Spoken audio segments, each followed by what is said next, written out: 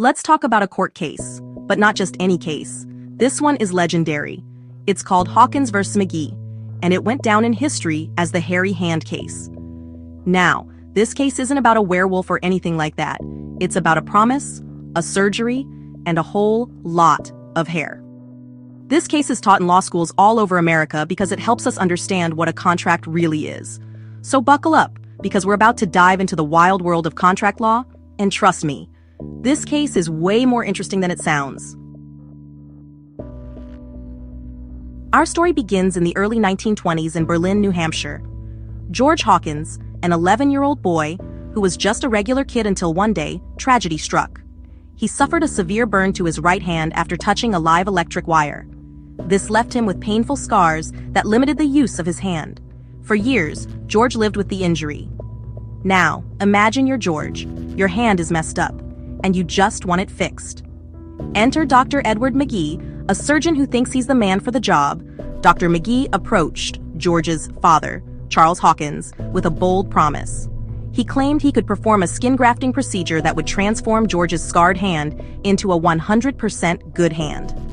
This was an ambitious guarantee, especially since Dr. McGee had limited experience with skin grafting. Despite the risks, Charles agreed to the procedure, trusting the doctor's assurance. What followed was a painful and ultimately unsuccessful surgery. Dr. McGee took skin from George's chest and grafted it onto his hand. The result was far from the perfect hand promised. Not only did George's hand remain impaired, but the grafted skin caused thick, dark hair to grow on his palm. A bizarre and unexpected outcome. Imagine the shock and disappointment for George and his family. They had been promised a fully functional hand, but instead, George ended up with an even more uncomfortable and unsightly condition. So what does George do? He takes Dr. McGee to court.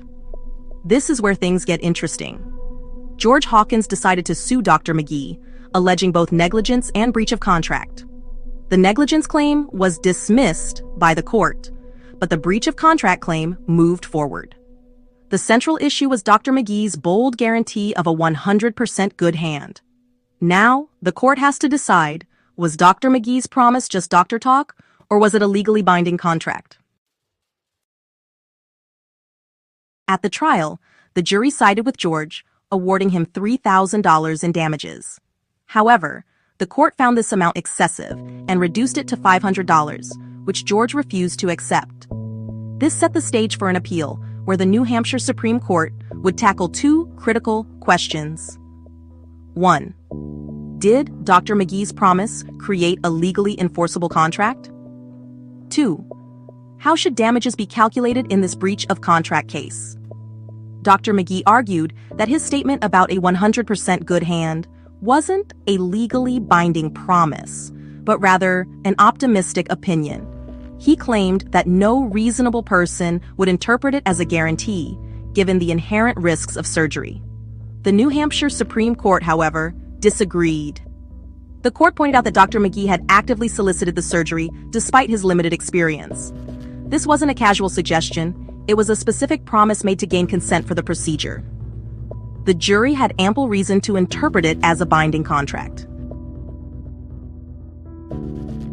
Next came the question of damages. The trial court had instructed the jury to consider pain and suffering, as well as the harm caused by the surgery. But the Supreme Court clarified that in breach of contract cases, damages must align with the terms of the contract. This principle, known as expectation damages, aims to put the plaintiff in the position they would have been in if the contract had been fulfilled. In George's case, this meant calculating the difference in value between the perfect hand Dr. McGee promised and the hand George actually received. To simplify, imagine ordering a custom-made car that the seller guarantees will have premium features. If the car arrives with a faulty engine and missing components, you're entitled to recover the difference in value between what you were promised and what you got, plus any additional costs that were foreseeable. This same logic applied to George's hand. The New Hampshire Supreme Court ruled that the trial court had erred in allowing damages for pain and suffering. It ordered a new trial, focusing solely on expectation damages. Before the retrial, however, the parties reached a settlement. George received an of $400, a significant sum at the time. But the story didn't end there. Dr. McGee later sought reimbursement from his malpractice insurance carrier. The insurer denied his claim, arguing that the case was based on a breach of contract, not negligence, which the policy didn't cover. The court sided with the insurer, leaving Dr. McGee to bear the financial burden. The hairy hand case became really famous in the legal world. It's a classic example of how a simple promise, even one made by a doctor, can have serious legal consequences. This case taught us that when doctors make promises to patients, those promises can be legally binding. It's a reminder that doctors need to be careful about the language they use and the expectations they set. More importantly, this case helped define what a contract really is and what it takes to prove a breach of contract. And even today, this case continues to be taught in law schools around the world. The case of the hairy hand may seem like a quirky piece of legal history, but its impact on contract law is profound. It's a tale of ambition, trust, and the consequences of unmet expectations. It's a story that reminds us that even the simplest agreements can have complicated consequences. It's a reminder that words matter, especially when doctors are making promises about our health. And hey, next time you hear someone talk about a hairy situation, you can impress them with your knowledge of contract law and the tale of the hairy hand case. If you found this story intriguing, don't forget to like this video, share it with your friends, and subscribe for more fascinating legal cases and stories. Let us know in the comments which case you'd like us to cover next. Thank you for watching.